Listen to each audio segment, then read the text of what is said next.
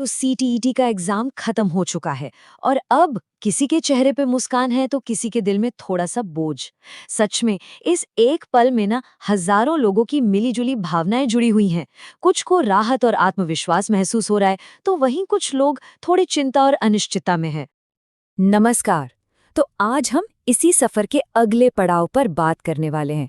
मतलब CTET exam के बाद अब आगे क्या? चिंता मत कीजिए, हम इसके लिए एक बिल्कुल साफ सुथरा रोड मैप बनाएंगे, एक साथ।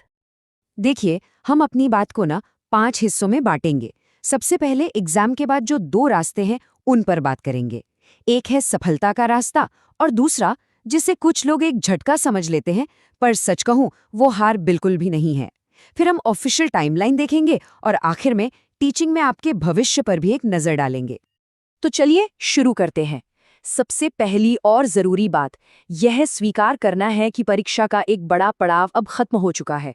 हो गया। अब समय है यहाँ से आगे देखने का। तो इस वक्त ना आप में से ज्यादातर लोग दो में से किसी एक जगह पर खड़े होंगे।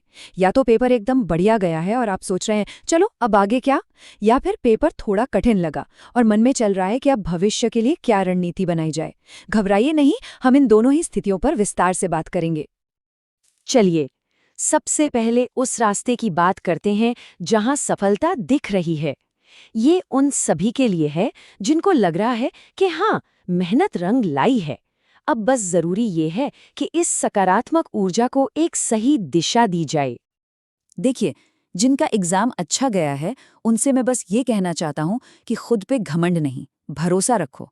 ये एक बहुत बड़ी सफलता है, इसमें कोई शक नहीं।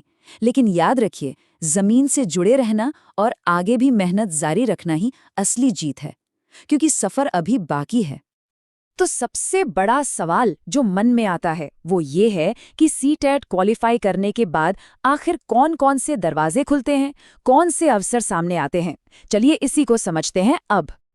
और यहाँ एक बहुत दिलचस्प बात है, पता है, लोग सोचते हैं कि सीटेट मतलब सिर्फ सरकारी नौकरी। नहीं, ये केवीएस और एनवीएस जैसे शीर्ष केंद्रीय विद्यालयों के दरवाजे तो खोलता ही है, पर इसके अलावा राज्य सरकार के स्कूल, बड़े बड़े निजी स्कूल, एडटेक कंपनियां और यहाँ तक कि एनजीओज में भी आपके लिए ढेर सारे मौके खड़े कर देता है। तो सबसे पहला व्यावहारिक काम क्या करना है? देखिए, रिजल्ट का इंतजार करते हुए समय बर्बाद नहीं करना है। अपने सारे दस्तावेज तैयार करना शुरू कर दीजिए। जब भर्ती प्रक्रिया शुरू होगी ना, तो सत्यापन के समय इन सब की जरूरत पड़ेगी। आपका जन्म प्रमाण पत्र, बीएड, स्नातक, सब कुछ एक फाइल में आराम से व्यवस्थित कर लीजिए। अच्छा, और आपका जो आधिकारिक सीटेट प्रमाण पत्र है ना, वो मिलेगा डिजिलॉकर पर। प्रक्रिया बहुत ही सरल है, बस अपने डिजिलॉकर अकाउंट में लॉगिन करना है, गेट इश्यूड डॉक्यूमेंट्स चुनें और फिर central board of secondary education Delhi चुनें। फिर टीचर एलिजिबिलिटी टेस्ट सर्टिफिकेट पर क्लिक करके अपना रोल नंबर और साल डालिए। बस, आपका प्रमाण पत्र सीधे आपके इश्यूड डॉक्यूमेंट्स में सेव हो जाएगा। अब हम उस दूसरे रास्ते पर चलते हैं और ये उन लोगों के लिए है जिनका पेपर शायद उतना अच्छा नहीं गया जितना सोचा था। और प्लीज इस बात को जरा ध्यान से सुनना, क्योंकि ये समझना बहुत बहुत जरूरी है कि ये सफर का अंत बिल्कुल नहीं है। एक बात हमेशा याद रखिए, सीटेट जिंदगी का आखिरी एग्जाम नहीं है और ना ही ये आपकी काबिलियत का कोई अंतिम फैसला है। एक बहुत सही बात कही गई है, जो हार मानता है वही हारता है, जो सीख लेता है वही जीत जाता है। तो इस अनुभव को एक हार नहीं बल्कि एक सीख की तरह देखिए। तो आखिर वापसी कैसे करें? रणनीति क्या हो?